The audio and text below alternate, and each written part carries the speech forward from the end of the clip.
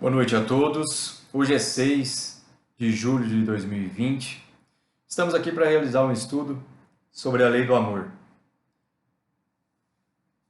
E para esse estudo, eu busquei no Livro dos Espíritos, no capítulo 7, a lei de justiça, amor e caridade. Que não se trata aqui de três virtudes ou três distintos títulos. Pois o amor é o centro deste título. E também é o centro do nosso estudo hoje. E nós temos nas extremidades a justiça e a caridade, que são fundamentais para que eu consiga entender a lei do amor. Na época de Jesus, o povo hebreu entendia que os sentimentos eram originados no nosso tronco, mais especificamente no nosso intestino, nas nossas entranhas. Por isso que há muitas expressões assim, de sentir nas entranhas, né? Das entranhas.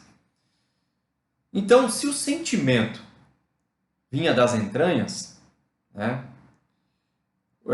O amor, o entendimento deles também, o amor era gerido das entranhas, do nosso intestino. Né? Partindo desse princípio, Jesus, quando disse que na sua fala, na sua expressão idiomática, disse que a mão direita não saiba o que a esquerda, que a mão esquerda não saiba o que a direita faz, ele usou deste entendimento, né, do povo hebreu, para colocar a sua expressão, dizendo o quê? Que a mão esquerda, que representaria a justiça, não saiba e não contabilize o que a mão direita, que seria da caridade, pratica. Então, a expressão dele diz que a mão esquerda não saiba o que a direita faz. Então, ele quis nos passar a mensagem da seguinte forma: que quando você praticar a caridade, que não seja contabilizada, que não passe pela nossa visão distorcida da justiça, mas sim que saia das nossas entranhas, do nosso íntimo, do nosso, com amor, do nosso íntimo e com amor. Então, partindo desse princípio, na pergunta que Kardec faz aos espíritos, no Livro dos Espíritos, a pergunta 873, o sentimento da justiça está na natureza ou é resultado de ideias adquiridas? E a resposta: está de tal modo em a natureza que vos revoltais à simples ideia de uma injustiça. É fora de dúvida que o progresso moral desenvolve esse sentimento, mas não o dá. Deus o pôs no coração do homem. Daí vem que, frequentemente, em homens simples e incultos, se vos deparam noções mais exatas da justiça do que nos que possuem grande cabedal de saber. Realmente, hora ou outra nós nos deparamos com pessoas extremamente estudiosas, com vários diplomas, muito conhecimento, mas com uma visão de justiça extremamente deturpada. E da mesma forma encontramos pessoas totalmente ignorantes do conhecimento, do estudo, de técnicas e intelecto, mas com uma visão de justiça extremamente divinas. Nós temos no íntimo do nosso coração essa busca pela justiça divina. Mas nesse caminho nos deparamos com várias imperfeições ainda latentes no nosso íntimo, que faz com que perdemos essa noção da justiça divina. Então, por isso que é importante nós buscarmos corrigir as nossas imperfeições, estudarmos, para que possamos afinar esse sentimento de justiça que existe no nosso íntimo. A justiça, né, ela se apoia num tripé. Pois, da mesma forma como vimos anteriormente, na lei de justiça, amor e caridade, nós falamos de três situações. Temos o amor na região central, e numa extremidade a justiça, e na outra a caridade. Por quê? Para eu alcançar o amor verdadeiro, eu preciso que seja através da justiça e através da caridade. Então vamos olhar uma a uma, identificando nelas as suas particularidades. A justiça, ela é apoiada num tripé também, composto de liberdade, de igualdade e de fraternidade.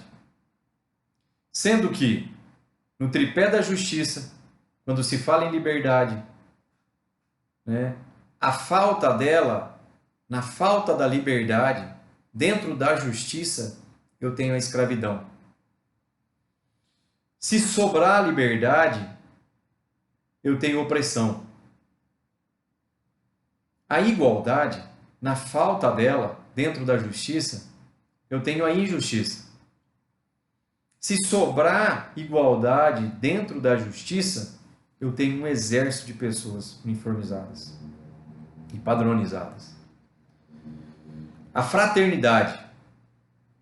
Se me falta fraternidade dentro da justiça, eu tenho o mundo de hoje. O mundo de hoje é um mundo que busca a justiça sem fraternidade. Se sobrar fraternidade, não vai ter espaço para o esforço individual, o crescimento e o mérito individual. Então, nós temos na justiça esse tripé, que para o seu devido posicionamento e sustentabilidade, deve funcionar em perfeita harmonia. O filósofo Immanuel Kant, ele estudou uma técnica para identificar uma forma de justiça que pudesse se aplicar em toda a humanidade, em todas as situações. E ele chegou à conclusão de um conceito chamado conceito de universalização, que nos diz o seguinte: se você tem dúvidas sobre um ato, sobre uma postura, uma atitude sua em relação à justiça, você deve fazer a seguinte pergunta: colocar ela no conceito de universalização. Então, digamos o seguinte: se eu acho que eu posso pegar um pouquinho do dinheiro público, que eu tenho oportunidade hoje, devido ao meu cargo, devido à função que eu exerço, né, devido à situação. Se você está na dúvida se é justo ou não é justo, porque você tem uma carga horária extensa, porque você faz além das suas obrigações, porque você, seja lá qual for a desculpa que você tenha, né, para pensar dessa forma, digamos que é esse o seu dilema. Deveria ou não deveria? Seria justo ou não seria pegar só um pouquinho de dinheiro público? Você pega essa dúvida e coloca na escala do conceito universal. Então você pensa da seguinte forma: se todas as pessoas que tivessem oportunidade, que achassem justo pegar um pouquinho de dinheiro público, teria um efeito bom ou ruim? Qual a consequência disso? Se você, com essa análise, identificar que a consequência seria boa, você pode fazer de consciência tranquila. Que você está, com certeza, dentro dos parâmetros da justiça. Se você perceber que não é bem assim, que é danoso, que é algo que não vai ser bom, imediatamente ou a longo prazo, com certeza o seu ato, a sua postura, não está de acordo com a justiça. E quando a gente está falando aqui, não da justiça dos homens, da justiça de Deus. Na questão do Livro dos Espíritos 879, ele diz o seguinte, pergunta o seguinte: qual seria o caráter do homem que praticasse a justiça em toda a sua pureza? Em toda a sua pureza. E a resposta é a seguinte: o verdadeiro justo, a exemplo de Jesus, porquanto praticaria também o amor ao próximo e a caridade, sem os quais não há verdadeira justiça.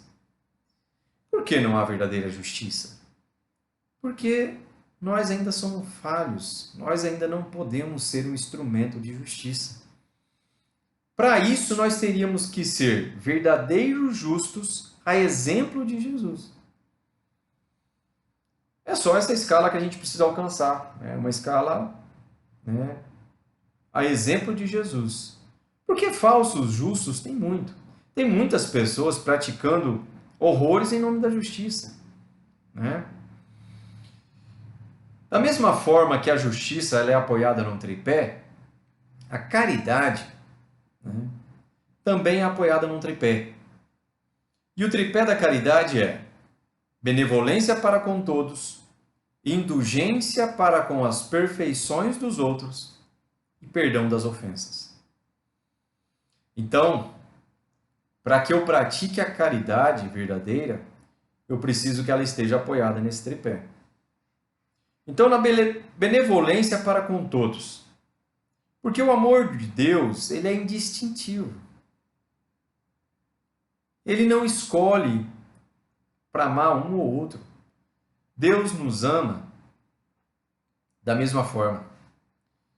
Ele ama do minúsculo, do mais insignificante verme, a criatura mais angelical da mesma forma.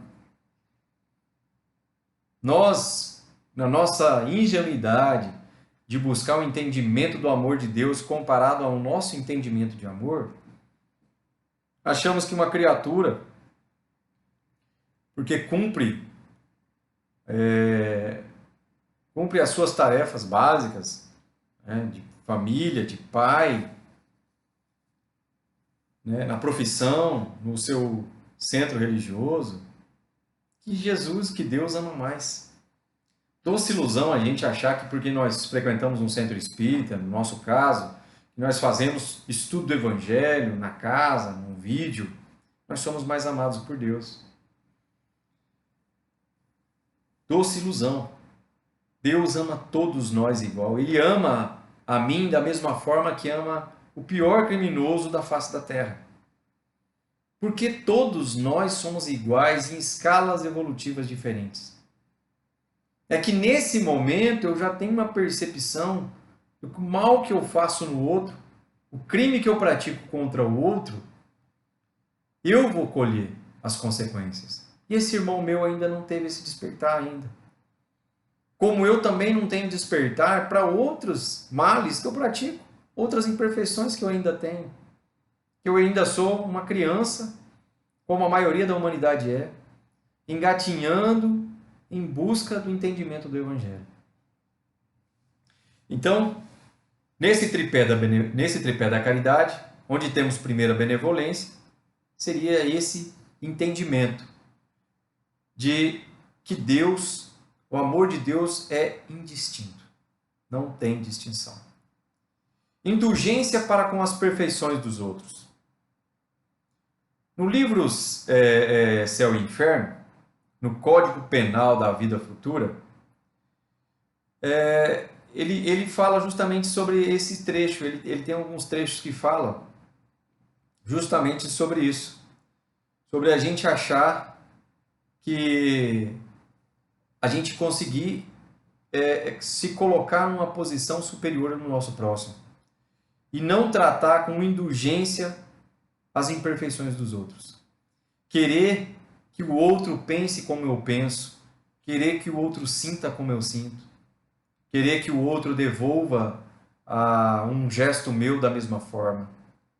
Isso também é uma ignorância da nossa parte em relação ao entendimento das leis de Deus.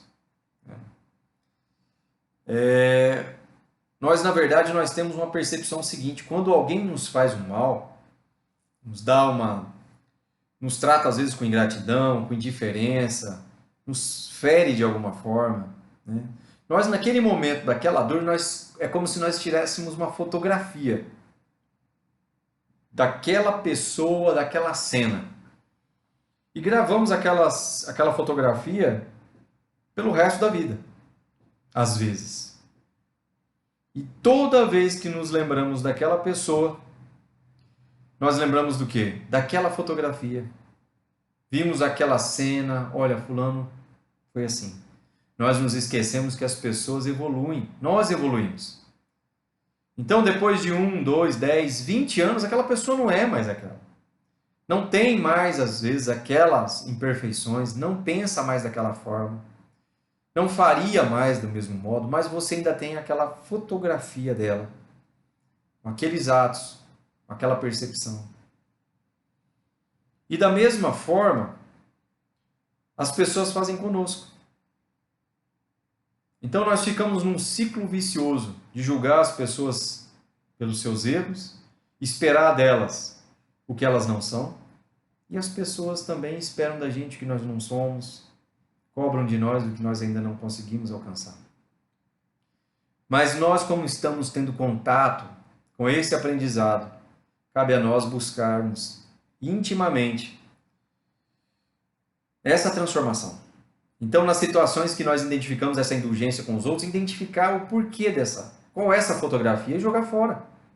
Se livrar dessa imagem, dar uma nova oportunidade, não buscar essa recompensa imediata, né? Essa devolução do mesmo sentimento, do mesmo acolhimento, da mesma, seja esse retorno material ou sentimental. Né? Perdão das ofensas.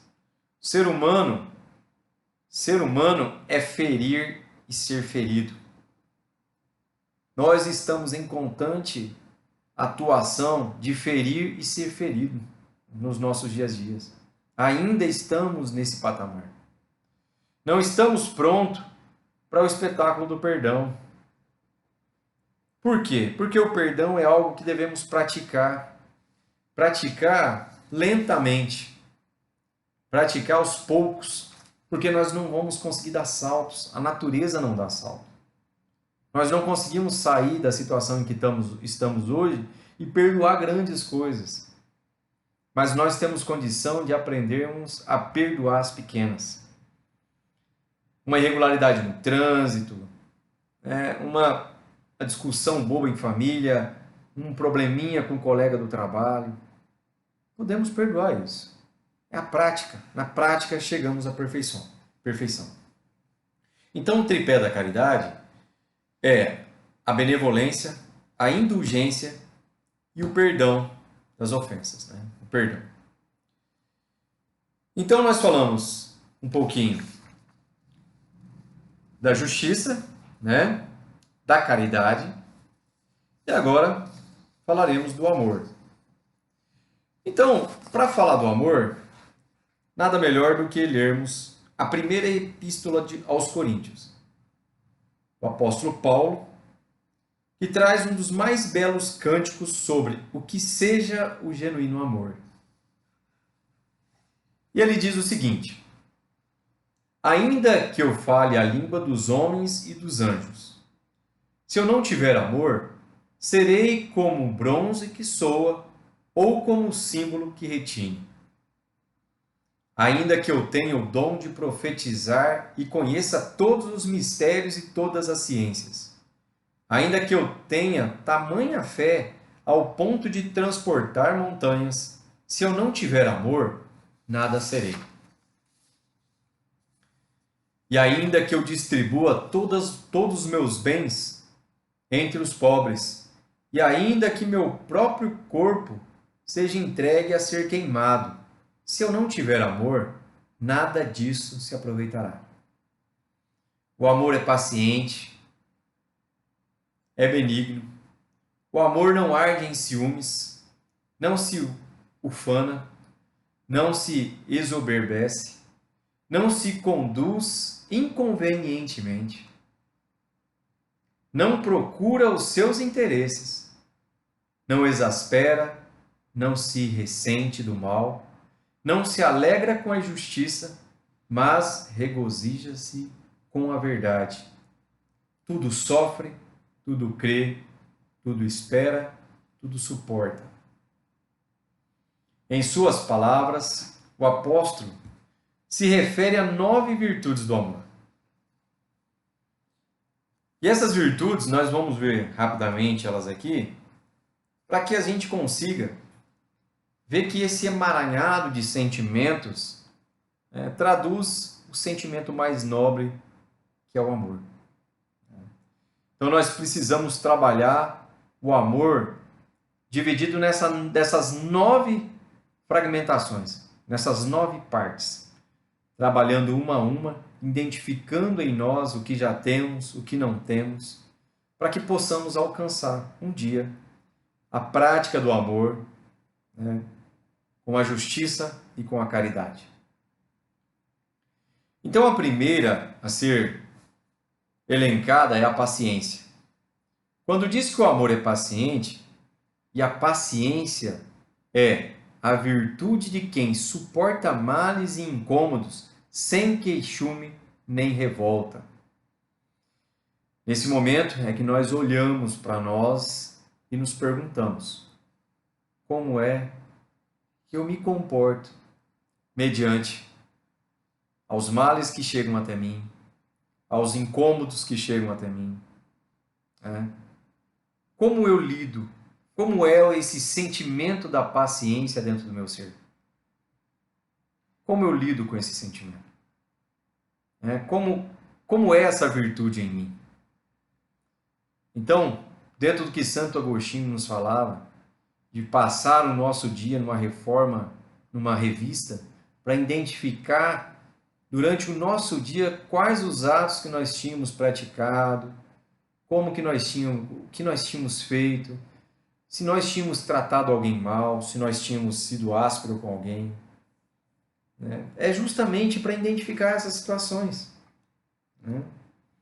Emmanuel afirma: a verdadeira paciência é sempre uma exteriorização da alma que realizou muito amor em si mesma para dá-lo a outrem, na exemplificação. Não adianta eu falar de amor, pois eu não vou conseguir exemplificar algo que eu não tenho. Eu consigo falar, mas eu não vou conseguir exemplificar. Por isso, Emmanuel diz que a verdadeira paciência é sempre uma exteriorização da alma, que realizou muito amor em si mesma, para dá-lo a outrem. Então, lembra que eu disse nós praticarmos o perdão? É a mesma coisa a paciência. São virtudes que nós temos que praticar, nós não vamos dar saltos. Nenhuma das virtudes. Tem algumas que a gente tem um pouco mais de facilidade, outras um pouco mais de dificuldades, mas salto nós não daremos. Então nós temos o quê? Que buscar a prática. Como da mesma forma que eu disse da prática do perdão com coisas pequenas, a prática da paciência também. Esperar, contar até 10. Chico contava, ele ensinava sempre a receita de uma água benta. Que era o quê? Era quando você se dava com uma situação em que você vinha à tona, todas as imperfeições que nós temos, você pegava um gole de água e punha na boca. E segurava por alguns minutos. Então, quando você passasse esses instantes, esses minutos, você jogava a água fora ou engolia, ela impedia, assim, que você falasse algo que depois você ia se arrepender. Você praticava essa paciência aos pouquinhos.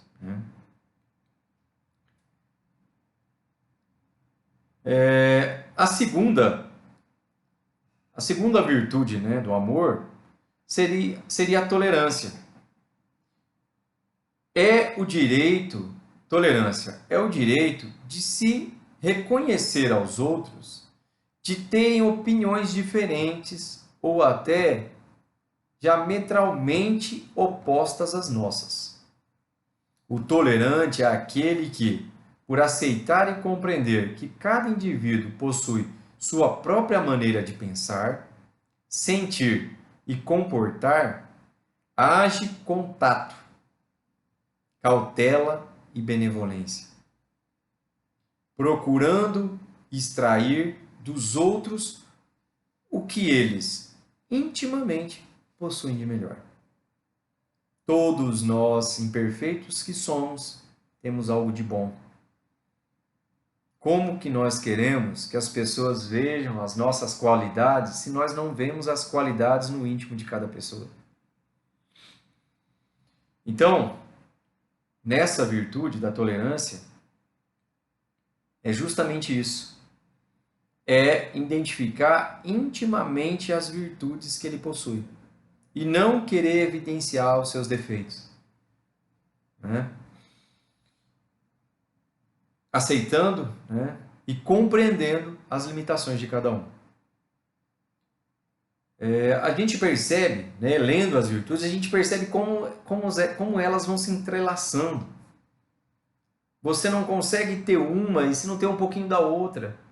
É necessário nós termos mais de uma virtude e uma um pouquinho mais atrasada, um pouquinho mais adiantada, mas aos poucos elas vão se entrelaçando, né, com um propósito maior.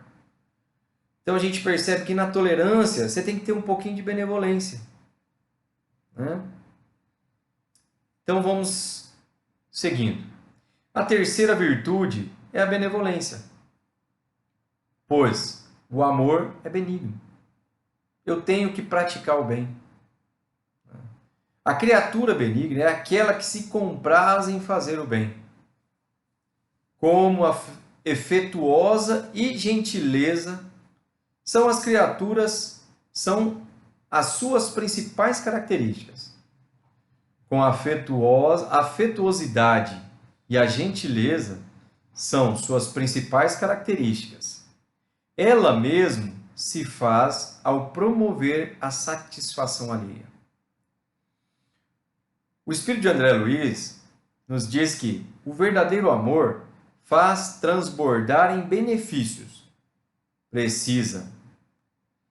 O verdadeiro amor, para transbordar em benefícios, precisa trabalhar sempre. Então, eu não consigo amar sendo estático, paralisado. O amor, ele necessita desse trabalho, desse movimento. Que é justamente através desse movimento é que conseguimos, né, identificarmos os nossos pontos fracos, trabalharmos as nossas imperfeições latentes, auxiliando, acolhendo, amparando, né, praticando cada uma dessas virtudes. A quarta, né, a quarta virtude seria, né, a benevolência, como já dissemos, promove a benevolência, deixa eu ver, a benevolência. Benevolência. Tá. Ademais da benevolência, né, como disse anteriormente, ela promove a incondicionalidade do amor. Esta é, portanto, sua quarta virtude. Porque, de acordo com o apóstolo Paulo, o amor não procura seus interesses. É nós nos colocarmos de lado, colocar os nossos interesses em segundo plano. Promover a incompatibilidade do amor. A incompatibilidade, ela é necessária, pois senão você começa a querer escolher com quem você vai praticar, com quem você vai amar, quem você não vai amar. E entramos naquele processo que nós dissemos no início, né? No processo de querer pensar na ingenuidade do pensamento de que Jesus distingue seus filhos, né? Em amar mais um, amar menos o outro, devido à sua escala evolutiva. E sabemos que não é assim, né? A quinta virtude é da maturidade, porque o amor não arde em ciúmes. O ciúme trata de uma inquietação mental e emocional que ocorre diante da possibilidade, ainda que irreal, de perder algo que julgamos ser nosso por direito. Mas é justamente no campo afetivo que ele mais se expressa e desenvolve. Lembramos que nós, como espíritas que somos, sabemos que nem nosso corpo é nosso. O dia que nós partirmos, nem nosso corpo nós levaremos. Então, o amor, ele não sente ciúmes. O sentimento do ciúme, na verdade, ele é uma prostração que nós fazemos e causamos ao outro. E ele vem mascarado como se fosse o amor. Então, devemos ter essa maturidade para que nosso amor não arda em ciúmes. Sexta virtude, o respeito. Porque o amor não se conduz inconvenientemente. No tumulto das nossas emoções, agimos inadequadamente quando não fazemos uso do bom senso, do equilíbrio e do respeito em nossas relações com os demais, esquecendo que nossa liberdade termina onde começa a do outro. Em nome do amor, não temos o direito de ultrapassar os próprios limites, de invadir a privacidade alheia, de cercear-lhe a liberdade. Interessante é que a gente nunca acha que a gente não tem bom senso. Né? Todo mundo acha que tem bom senso. Eu nunca vi ninguém falar, não, eu não tenho bom senso. Nós temos essa dificuldade em identificar, quando não temos o bom senso. Então, por isso que ele diz que no tumulto das nossas emoções, agimos inadequadamente quando não fazemos uso do bom senso, do equilíbrio e do respeito em nossas relações com os demais. Então, no tumulto das nossas emoções, nós às vezes queremos empurrar a situação goela abaixo nos outros, alegando o bom senso, que nem sempre nós temos. A sétima virtude é a capacidade de perdoar, porque o amor não se ressente do mal. Em diversas situações, ficamos conziando, nos magoando, ressentindo nosso rancor, não deixando com que a raiva e o ressentimento simplesmente passem por nós. Não estamos errados em sentir tais emoções, mas uma vez que insistimos em alimentá-la, torna-se imprescindível descobrirmos os motivos dessa necessidade, visando ao entendimento e a mudança dos aspectos de nossa personalidade que estão favorecendo essa permanência.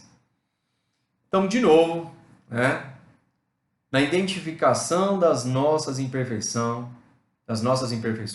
precisamos buscar no nosso íntimo o que faz com que a gente fique ressentindo, guardando mágoa, não deixando que isso passe por nós. E se acharmos necessário, nós precisamos ir de encontro a essas pessoas e esclarecer a situação, mas não com o intuito de aumentar aquela desavença, mas sim de apaziguar. Já chegarmos, às vezes, na posição de pedir o perdão, de pedir desculpa por aquele mal-entendido, mesmo que nos achamos, às vezes, na posição correta. Mas se nós estivermos com o intuito verdadeiro e sincero de desfazer aquele mal-entendido, nos colocamos nessa posição. Buscamos com humildade desfazer essa contenda. E assim livraremos desse ressentimento, dessa mágoa. Não ressentindo o mal. E muitas das vezes até conseguindo uma nova amizade ou reatando uma amizade já existente. A oitava virtude é a lealdade, pois o amor não se alegra com injustiça, mas regozija-se com a verdade. A pessoa leal é ética em tudo o que sente, pensa e faz. Suas atitudes, portanto, estão sempre alicerçadas na honestidade, na sinceridade e, acima de tudo, na fidelidade. A pessoa fiel nem sempre é leal, mas o leal sempre é fiel. Tal é o sentido do seguinte ditado: viva de forma que, quando pensarem em justiça e integridade, pensem em você. Por fim, a nona virtude, a humildade, porque o amor não se ufana, nem se ensoberbece. O apóstolo Paulo, depois de descrever as 9 virtudes do genuíno amor, oferece-nos uma síntese do que ele é capaz. Então, quando você consegue juntar todas essas virtudes que o amor é capaz de produzir, né, você consegue